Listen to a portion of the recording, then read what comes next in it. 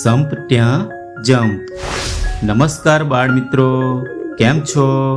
મજામાં છો ને? બાળ મિત્રો, આજે આપણે ઘણા બધા કબૂતરોનું એક ટોળું અને એક શિકારીની વાર્તા જોવાના છે. એ વાર્તાનું નામ છે સંપ ત્યાં જંપ. એ વાર્તા દ્વારા આપણને શું શીખવા મળે છે એ આપણે વાર્તાના અંતમાં જોઈશું. તો ચાલો જોઈએ સંપ ત્યાં જંપ. એક જંગલ હતું. એ જંગલમાં એક ટેકરી ઉપર ઘટાદાર ઝાડ હતું. એ ઝાડ પર કબૂતરોનું એક ટોળું રહેતું હતું. એ બધા કબૂતરો સંપીને રહેતા હતા.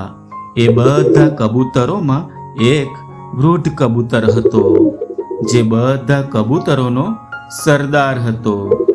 એ સરદાર કબૂતરનું કહ્યું બધા જ કબૂતરો માનતા હતા. રોજ સવાર થતાં એ બધા કબૂતરો ઉડીને ખોરાક મેળવવા માટે જંગલની આસપાસના તેમજ દૂરના પ્રદેશોમાં જતા. સરદાર કબૂતર આગળ આગળ ઉડતા ને બધા કબૂતરો સરદારની પાછળ પાછળ ઉડતા. સરદાર જ્યાં લઈ જાય ત્યાં બધા કબૂતરો ખોરાક મેળવવા જતા અને આખો દિવસ ખોરાક પાણી મેળવી પોતાના જંગલમાં આવીને ઝાડ પર બેસી જતા. રોજની જેમ એક દિવસ સવારે બધા કબૂતરો અને સરદાર ખોરાકની શોધમાં ઉડ્યા. ઉડતા ઉડતા તેઓ તો જંગલથી ઘણે દૂરના પ્રદેશો સુધી પહોંચી ગયા. ઉડતા ઉડતા ઘણો સમય થઈ ગયો, પણ એમને ક્યાંય પણ ખોરાક મળ્યો નહીં. બધા કબૂતરોને તો ખૂબ ભૂખ લાગવા લાગી. એટલામાં ત્યાં એક બે કબૂતરોને નીચે એક ટેકરી પર ઘણા બધા અનાજના દાણા પડેલા દેખાય છે. તેથી એ કબૂતરો તો ઝડપથી નીચે ઉતરતા ઉતરતા બીજા કબૂતરોને કહે છે, જુઓ જુઓ, નીચે ઘણા બધા અનાજના દાણા પડ્યા છે, ચાલો ચાલો. બધા કબૂતરો પણ હા હા ચાલો ચાલો એમ બોલી નીચે ઉતરવા માંડે છે. ત્યારે સરદાર કબૂતર કહે, અરે અરે ઊભા રહો, અહીં અનાજના દાણા ક્યાંથી હોઈ શકે? અહીં તો આજુબાજુ કોઈ ઘર કે ખેતર પણ નથી. આ તો કોઈ શિકારીની ચાલ લાગે છે. પણ સરદાર આટલું બોલે તે પહેલા તો બધા કબૂતરો દાણા મેળવવા ટેકરી પર ઉતરી પડે છે અને દાણા ચણવા મંડી પડે છે. સરદાર કબૂતરને પોતાના સાથી કબૂતરોને અહીં એકલા મૂકી જવાનું ઠીક ના લાગ્યું. તેથી ના છૂટકે એ પણ એમની જોડે જ એમને સાથ આપવા માટે જમીન પર ઉતરે છે અને એ પણ દાણા ચણવા માંડે છે. પણ એ અનાજના દાણા સાથે શિકારીએ જાળ પાથરી હતી. થોડી વારમાં તો બધા કબૂતરોના પગ એ ઝાડમાં ફસાઈ જાય છે. ત્યારે એક કબૂતર બોલ્યું, અરે મારા પગ તો આ ઝાડમાં ફસાઈ ગયા છે. અરે મારા પગ. ત્યારે બીજા બધા કબૂતરો પણ એક પછી એક બોલવા લાગ્યા, અરે મારા પગ પણ ફસાઈ ગયા છે. અરે અરે મારા પગ પણ ફસાઈ ગયા છે. અરે મારા પગ પણ. ત્યારે સરદાર કબૂતરે કહ્યું, મેં તમને પહેલા જ કીધું હતું કે આ કોઈ શિકારીની ચાલ લાગે છે. ત્યારે બધા કબૂતરો કહે, અમને માફ કરો સરદારજી, અમારી ભૂલ થઈ ગઈ. ત્યારે સરદાર કબૂતર કહે, વાંધો નહીં મારા વાલા મિત્રો, હું કોઈ રસ્તો શોધું છું. શિકારી અહીં ક્યાંક નજીકમાં જ હશે. એ આવે એ પહેલા આપણે અહીંથી ભાગવું જ પડશે. સરદાર કબૂતર શિકારીથી બચવાની યુક્તિ શોધવા માંડે છે.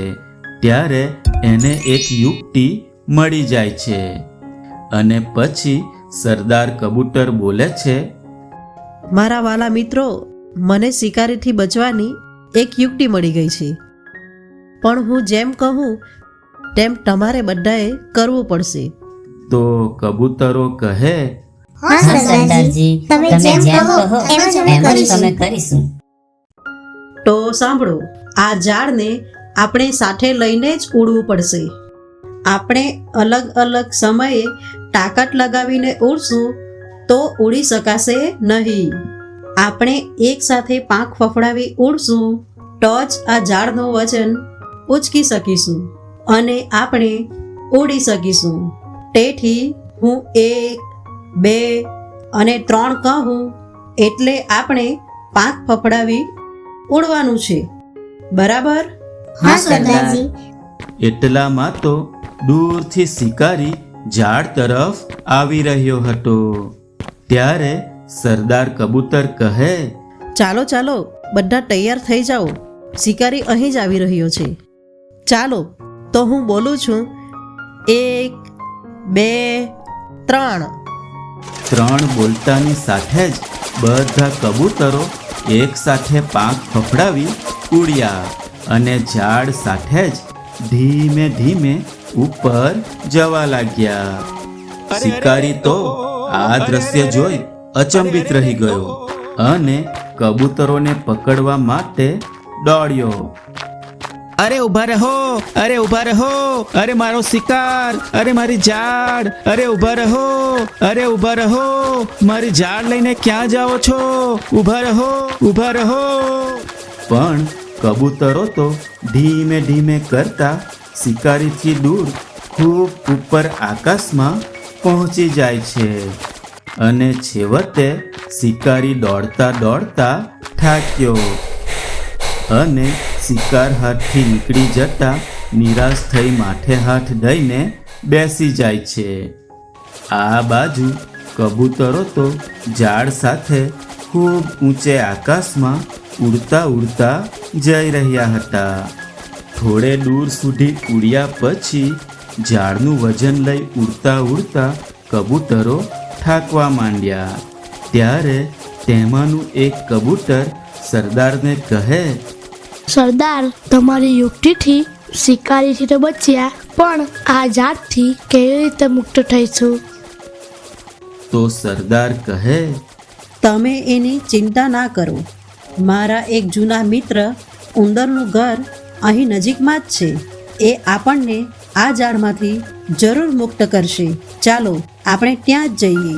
થોડી વાર આકાશમાં ઉડ્યા પછી સરદારના મિત્ર ઉંદરનું ઘર આવી પહોંચે છે. સરદાર કબૂતર બધા કબૂતરોને ઝાડ સહિત ત્યાં ઉતારે છે. પછી સરદાર કબૂતર હાંક મારી પોતાના મિત્ર ઉંદરને બોલાવતા કહે છે, ઓ મારા મિત્ર ઉંદરભાઈ, ઓ મારા મિત્ર ઉંદરભાઈ, ક્યાં છો તમે? જરા બહાર આવો. ઉંદર તો તરત જ પોતાના મિત્ર કબૂતરનો અવાજ ઓળખી જાય છે અને ઝટપટ ઝટપટ દરની બહાર આવે છે. અને ઉંદરભાઈ તો પોતાના મિત્ર કબૂતરને આવેલો જોઈ ખૂબ ખુશ થઈ જાય છે. પણ બધા કબૂતરોના પગ ઝાડમાં ફસાયેલા જોઈને ઉંદર પૂછે છે, તમે બધા આ ઝાડમાં કેવી રીતે ફસાયા છો? તો સરદાર કબૂતર કહે, તમે પહેલા અમને આ ઝાડમાંથી મુક્ત કરો, પછી હું તમને બધી વાત કરું. ઉંદર કહે, હા હા, કેમ નહીં? પછી તો ઉંદર પોતાના તીક્ષ્ણ દાંત વડે ઝાડ કાપવાનું શરૂ કરે છે અને થોડી વારમાં તો આખી ઝાડ કાપી નાખે છે અને બધા કબૂતરો ઝાડમાંથી મુક્ત થઈ જાય છે. પછી સરદાર કબૂતર પોતાના મિત્ર ઉંદરને સમગ્ર ઘટના વિશે કહે છે. આખી ઘટના કહ્યા પછી સરદાર કબૂતર ઉંદરનો આભાર માનતા કહે, મારા મિત્ર, આજે તમે અમને મુસીબતમાંથી બચાવ્યા તે બદલ તમારો ખૂબ ખૂબ આભાર. તો ઉંદર કહે, અરે એમાં આભાર શેનો? એ તો મારી ફરજ કહેવાય. એક મિત્ર બીજા મિત્રને કામ ના આવે તો કોણ આવે?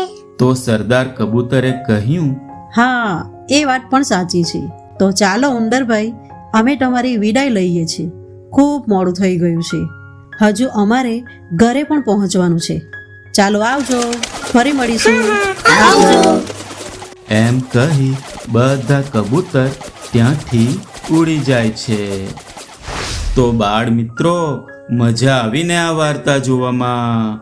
બાળ મિત્રો, આ વાર્તા દ્વારા આપણને એ શીખવા મળે છે કે બધા એક સાથે સંપીને રહે તો જ્યારે કોઈ મોટી મુસીબત આવે તો બધા એક સાથે મળીને એક સાથે પોતપોતાની શક્તિ લગાવે તો મોટામાં મોટી મુસીબતમાંથી પણ બહાર આવી શકે.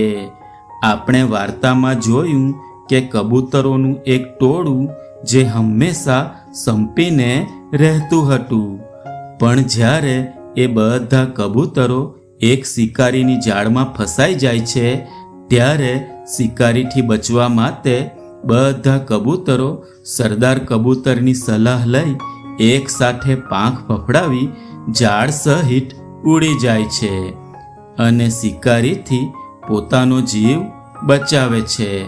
એટલે કે બધાએ એક સાથે પોતાની શક્તિનો ઉપયોગ કરી મોટી મુસીબતમાંથી પોતાનો બચાવ કર્યો.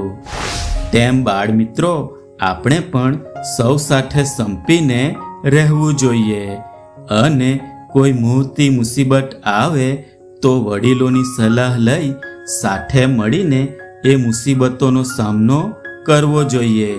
તો ચોક્કસ એ મુસીબતમાંથી બહાર આવી શકાય.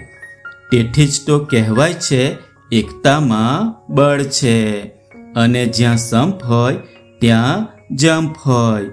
એટલે કે જ્યાં સંપ ત્યાં જંપ. બરાબર બાળ મિત્રો? તો આવજો, ફરી મળીશું એક નવી વાર્તા સાથે. આવજો. સબસ્ક્રાઇબ કરો આપણી ચેનલ નાવડીને અને જુઓ સુંદર મજાની વાર્તાઓ.